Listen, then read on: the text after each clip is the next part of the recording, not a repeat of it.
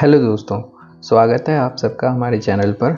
आज के इस वीडियो में हम कॉर्पोरेट अकाउंटिंग एंड ऑडिटिंग के कुछ इंपॉर्टेंट एमसीक्यू को सॉल्व करेंगे और उसके आंसर को अच्छे से समझेंगे। तो अगर आप एक सीएमए इंटर के स्टूडेंट हैं तो यह वीडियो आपके लिए है। तो चलिए शुरू करते हैं corporate accounting and auditing paper 10 के इंपॉर्टेंट एमसीक्यूज। तो पहला सवाल है, विच of the following is not a characteristic of the company. Option A, distinct legal entity existing independent of its member. It has perpetual succession. The share of a company are freely transferable except in case of private limited company. Voluntary association of a person, usually for a social upliftment without expectation of any profit. यहाँ पे हम जानते हैं कि company एक separate legal entity होती है जो अपने मेंबर से इंडिपेंडेंट होती है। कंपनी का परपेचुअल सक्सेशन भी होता है। इसका मतलब है कि कंपनी अपने ओनर्स की चेंज होने के बावजूद एग्जिस्ट करती रहती है। शेयर के ट्रांसफ़र भी जनरली फ्री होता है, लेकिन प्राइवेट कंपनीज़ में थोड़ी रेस्ट्रिक्शन होती है।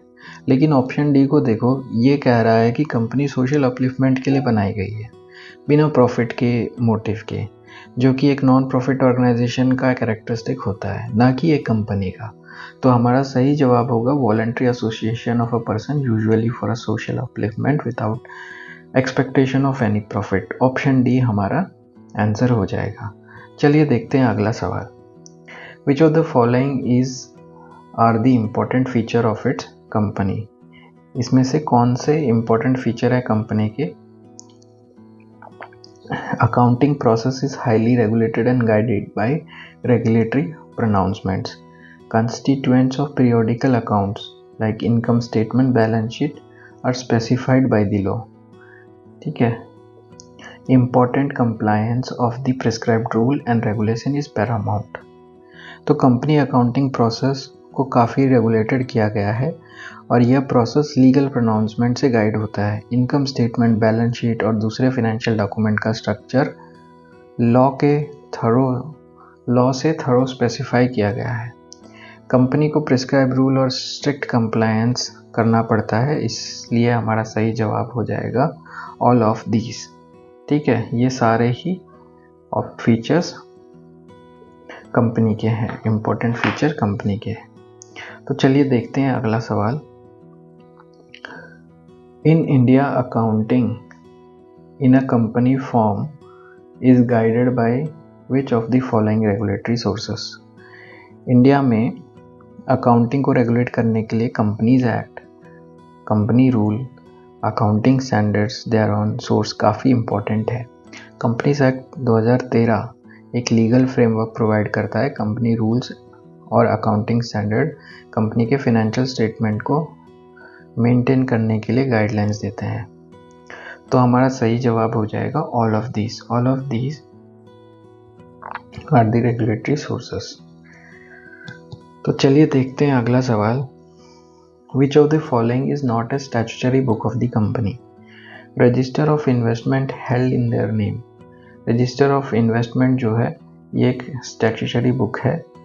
एनुअल रिटर्न एक स्टैट्यूटरी बुक है। रजिस्टर ऑफ ऑफिसर ये एक स्टैट्यूटरी बुक नहीं है। Register of shareholding of a director ये एक स्टैट्यूटरी बुक है। Register of shareholding of directors. तो हमारा सही जवाब हो जाएगा register of officer. Register of officer is not a statutory book. तो चलिए देखते हैं अगला सवाल। Which of the following is not a feature of shares? Which of the following are not a feature of shares have the following features?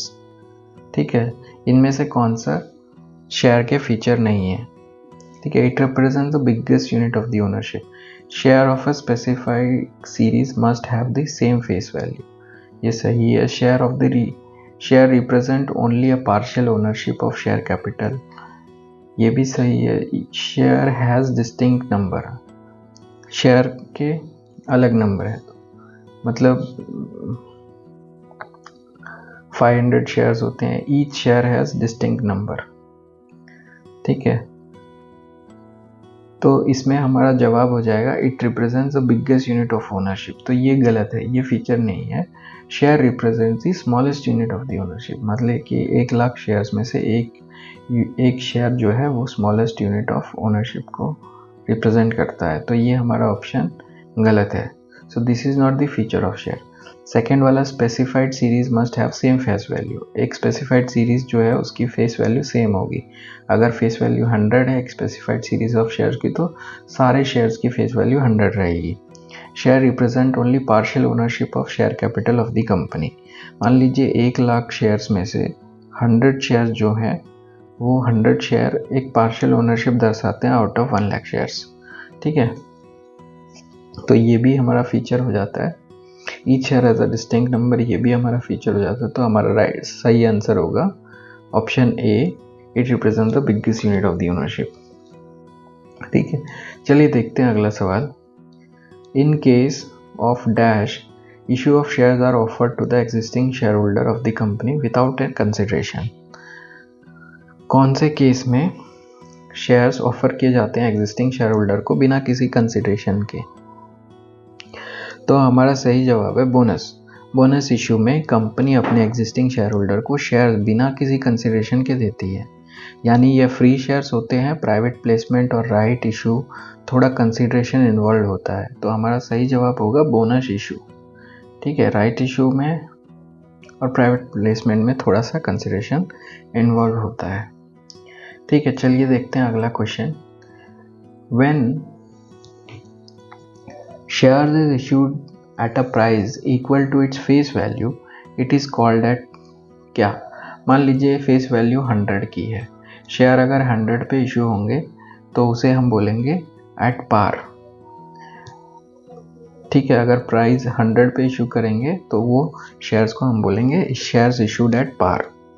अगर shares को हम 110 रुपये प्राइस चार्ज करके करेंगे, फेस वैल्यू 100 है, 110 चार्ज कर रहे हैं, तो वो हो जाएगा एट प्रीमियम। और वही फेस वैल्यू 100 है और शेयर हम इशू कर रहे हैं 90 रुपीज़ पे, then it will be called as share issued at discount. लेकिन इस क्वेश्चन में दिया गया है if price is equal to its face value. जब प्राइस इक्वल होता है, फेस वैल्यू 100 है, इशू प्राइस 100 है, देन उसको हम बोलेंगे शेयर्स इशूड एट पार। तो हमारा सही जवाब हो जाएगा ऑप्शन ए, एट पार। चलिए देखते हैं अगला सवाल। Provision related to buyback of security contained in dash of the Companies Act 2013। Companies Act 2013 के कौन से प्रोविजन में बायबैक से रिलेटेड दिया हुआ है? तो सेक्शन 77 ये रिलेटेड करता है रजिस्टर ऑफ चार्ज से, रजिस्ट्रेशन ऑफ चार्ज। ठीक है, तो ये दोनों ऑप्शन हमारे आउट हो जाएंगे। सेक्शन 63 ये रिलेट करता है इशू ऑफ बोनस शेयर। ठीक है, तो हमारा सही जवाब हो जाएगा सेक्शन 68। तो ये आउट हो जाएगा हमारा। तो बायबैक से रिलेटेड है सेक्शन 68 ऑफ कंपनीज एक्ट 2013। ठीक है, कंपनीज एक्ट 2013। तो चलिए देखते हैं अगला सवाल। Buyback of equity share in any financial year should not exceed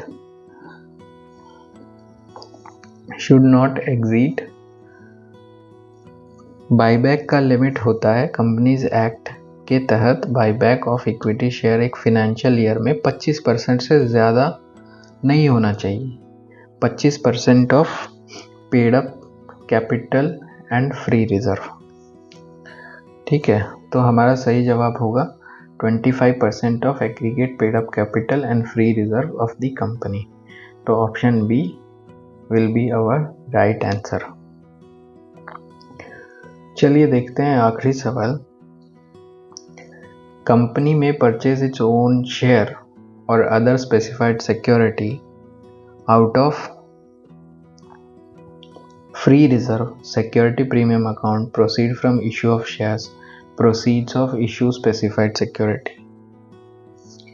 ठीक है, तो कंपनी अपने शेयर्स फ्री रिजर्व से भी खरीद सकती है, सिक्योरिटी प्रीमियम अकाउंट से भी खरीद सकती है, अपने शेयर्स बायबैक कर सकती है।